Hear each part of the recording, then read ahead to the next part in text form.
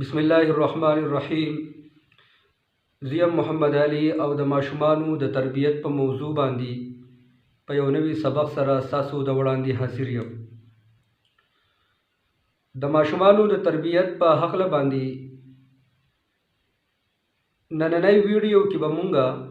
د الکانو د تربیت متعلق بنیادی یو څو خبرې کوو.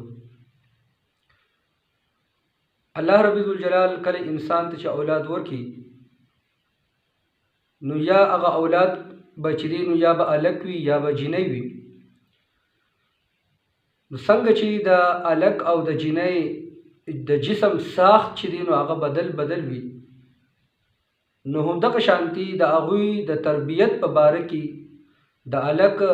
په ځانله طریقه باندې چې دی تربیت کول پکار دي، او جینۍ چې ده نو د هغې له ځانله چې دی په خپله طریقه باندې تربیت کول پکار دي. نو نن به مونږه د الکانو تربیت به چې دی نو هغه به مونږه څنګه کوو، د هغې لپاره کمې بنیادي خبرې چې دی هغه ضروري دي چې هغه د الکانو د تربیت په باره کې چې دی نو هغه کارآمد شي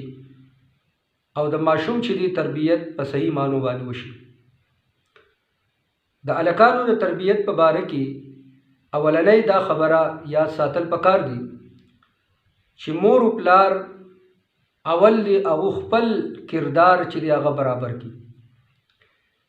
او هغوی دی هغه خپل کردار چې دی هغه مثالي جوړ کړي.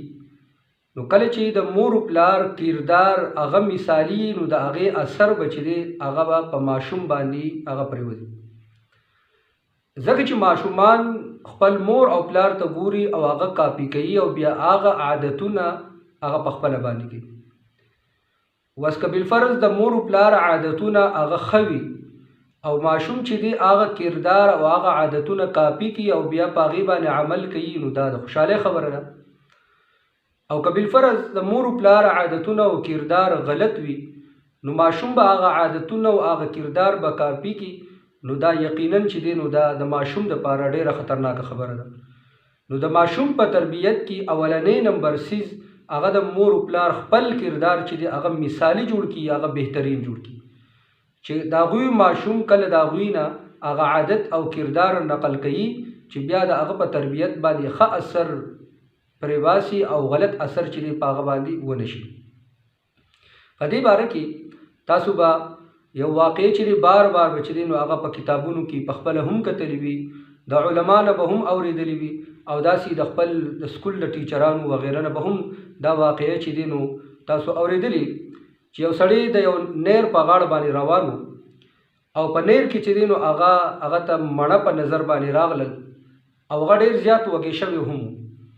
نو دا هغه مڼه چې دی راونیول او هغه د هغې نه نیمه مڼه چې کله وخوړله،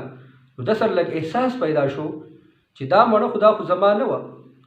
دا خو د چا مڼه به وه او ما دا راواخیستل، نو دا خو زما لپاره جایز نه و. نو د ده سره اوس یو غم پیدا شو، یو فکر پیدا شو چې ما یو ناجایز سیس چې دی هغه ما وخوړو، یو حرام سیس چې دی هغه ما وخوړو، او دا خو صحیح خبره نه ده. نو د دې فیچر وکړلو چې د هغه نیر په غاړه باندې روان و چې معلومات وکړي چې دا مڼه د کوم ځای نه راغلي وه چې زه هغه مالک سره میلاو شم، د هغه نه معافي وغواړم. نو دی روان دی او ډېر سفر یې وکړلو تر دې چې یو ځای ته ورسېدو چې هلته د هغه نیر په غاړه باندې د مڼو باغ و، او د هغه مڼو څانګې چې دی نو هغه نیر طرف ته چې دی نو راخورې شوي وي. نو ده وویل چې یاره کیدی شي دا مڼه هم د دې باغ نه د اوبو ته ارتاوه شوي او ما رانیولې ده، ورځمه چې د دې مالک سره میلاو شم او د هغه نه معافي وغواړم. کله چې دی ورغلی دی او مالک ته خبره کړلې، نو مالک ورته وی چې زه خو تا نه معاف کوم. هغه ورته وی چې ما ته ډېر ضرورت و، زه وږی شوی وم، ما ته پته نه وه، خو بهرحال ما چې دی تو اوس معاف کا، د دې قیمت را سره نشته چې تا له هغه قیمت درکړم. هغه مالک ورته وی چې نه زه خو تا نه معاف کوم، زه به د دې بدل چې دی ورځ په قیامت باندې چې دی نو ستا نه به اخلم او اوس زه تا نه معاف کوم. خیر هغه کس ورته ډېر منت وکړو. نو دې کس ورته بیا اخر کې دا ووی چې اخر د دې د معاف کېدو خو به څه صورت وي که نه، تو ما ته هغه صورت بیان که بالفرض ما هغه کولی شو نو زه به هغه وکړم او ستا نه به معافي والم، خو لیکن په آخرت کې د دې بدل نشم درکولی. نو هغه کس ورته وویل چې د معاف کېدو خو بل څه صورت نشته دی، یو صورت دا دی چې زما په کور کې لور ناسته ده چې هغه په سترګو باندې چې دی ړنده ده، په غوږونو باندې چې دی نو کاڼې ده او په ژبه باندې چې دی نو ګونګی ده او خپې چې دی هغه شلي. زما دغه لور چې دی دا په نکاح باندې واخله، بس د دغې نه علاوه چې دی په بل صورت کې زه تا نه معاف کوم. وزیر د قصد دا سوچ وکړلو چې په سترګو ړنده ده، په غوږونو باندې کاڼې ده، په لاس باندې چې دی شله ده او په خپو باندې چې دی شله ده او په غوږونو باندې کاڼې ده او په ژبه باندې چاړې ده، نو زه به په داسې ښځه باندې څه کوم او د دې ساتل خو چې دی خو ډېر ګران دي. خو لیکن بیا دا سوچ کړی دی چې ټیک د په دنیا کې د دې داسې یو انسان چې په سترګو ړنده، په غوږونو باندې کڼه، په ژبه باندې چاړې او خپې شلي، نو ټیک د دغه خدمت په دنیا کې د هغې کول دا خو آسان دی، خو لیکن ورځ په قیامت باندې دې مالک له جواب ورکول او د دې مالک د حق واپس کول دا خو ډېره ګران دی. بهرحال هغه ورته چې دی نو اقرار کړی دی او د اقرار نه پس چې دی نو دغه سره چې دی نو د هغې د لور هغه نکاح وشوله. وایي کله چې د واده اولنۍ شپه وه او د خاوند چې دی نو د خپل بیبي چې کله ولیدل، نو هغه په سترګو باندې ټیک ده، ړنده نه ده، په غوږونو باندې ښه ټیک ټاک ده، یعنې کڼې نه ده، او دغه شانتي په ژبه باندې چې دی نو هغه چاړې نه ده او په خپو باندې چې دی نو هغه شله نه ده، ښه ټیک ټاک ده. نو دغه کس چې دی نو بیا د خپلې بیبي نه تپوس وکړلو چې دا څه ماجره ده، ستا پلار خو چې دی ما ته وایي چې دا ړنده ده، دا چې دی کڼه ده، دا چې دی نو شله ده او دا چې دی نو چاړې ده، لیکن په تا کې خو هغه یو صفت هم نشته دی، هغه یو عیب د پکې هم نشته دی، لہذا دا څه ماجره ده. نو هغه بیبي ورته وویل چې ګوره کله نه زه